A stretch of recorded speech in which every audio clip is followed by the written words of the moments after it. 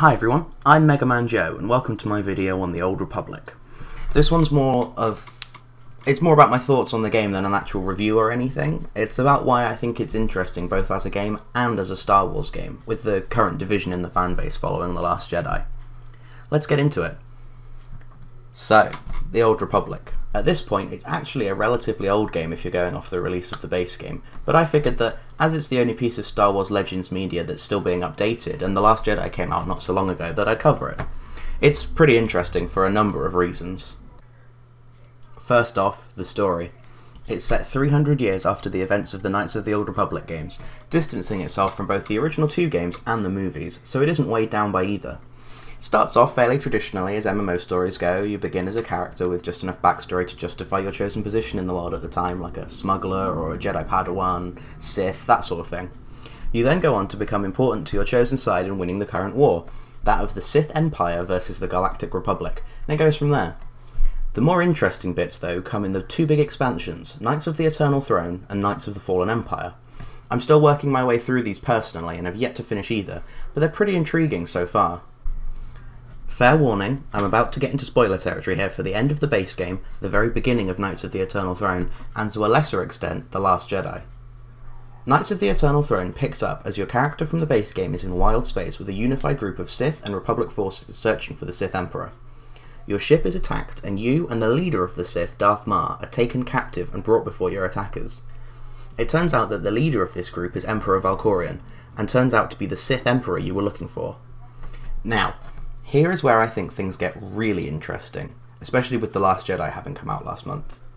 You and Darth Maul manage to free yourselves and kill Emperor Val Corian in a cutscene, which seems quite anticlimactic after the base game builds him up. He manages to bond his Force spirit to the player's character, however, and appears to you occasionally to offer advice and try to tempt you to let him use your body. His backstory is then explained bit by bit throughout the rest of the expansion story. The reason I find this particularly interesting is that it draws parallels with Snoke's fate in The Last Jedi. Snoke is built up throughout the start of The Last Jedi as being incredibly powerful and a serious threat to the galaxy, and is then unceremoniously bisected halfway through the movie, with no explanation as to where he came from, his motivations, or how he became as powerful as he is. The difference being, Val Corian's backstory is fed to you after the fact, meaning that he isn't just thrown away in an anti-climax. I'd like to hear your thoughts though. Tell me what you think about this in the comments below. Next up, I'd like to talk about how the game plays. It feels like a hybrid of a typical MMO, you know, click on target and attack, use skills and such, but it also feels a little more directly interactive than that too. Your character, unlike in many other MMOs and even the old KOTOR games, doesn't auto-attack. You have to manually hit the attack skill when you aren't using other skills.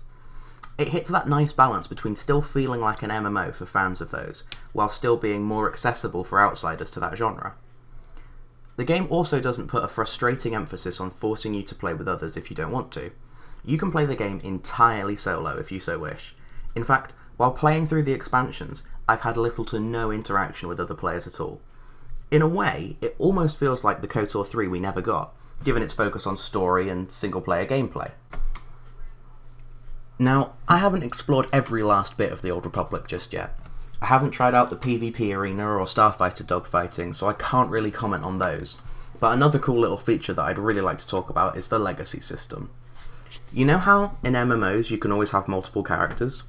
Well, in the Old Republic you can tie all the characters you have on a server together through a legacy. This basically allows you to create a family of characters, each with their own thing going on, but linked by a last name. Now, there are gameplay benefits as you'd expect, like increased movement speed, increased attack, the usual fare, but where I feel it really gets interesting is the potential for creating backstories for your characters in your head. It really has no bearing on the game, but it does allow your personal creativity to run wild. For example, I've created 5 characters on my account who I've linked together.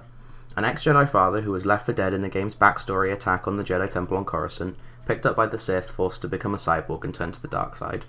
A mother who, after her son and daughter were taken away for Jedi training and husband was presumed dead at the Jedi Temple, went back to her old ways as a smuggler.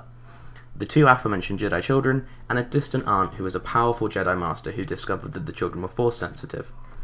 It doesn't affect the gameplay in any way, but it can help you make decisions in the typical Bioware conversation trees easier, as you'll have an idea of your character's way of thinking and state of mind.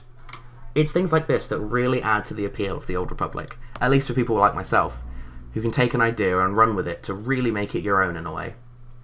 It makes the story feel more personal, and harkens back to Bioware's golden age with the KOTOR games, the first 2 Mass Effect games, and Dragon Age Origins. Right, I'm sure by now you're sick of hearing me go on and on about the Old Republic, so I should start wrapping up now.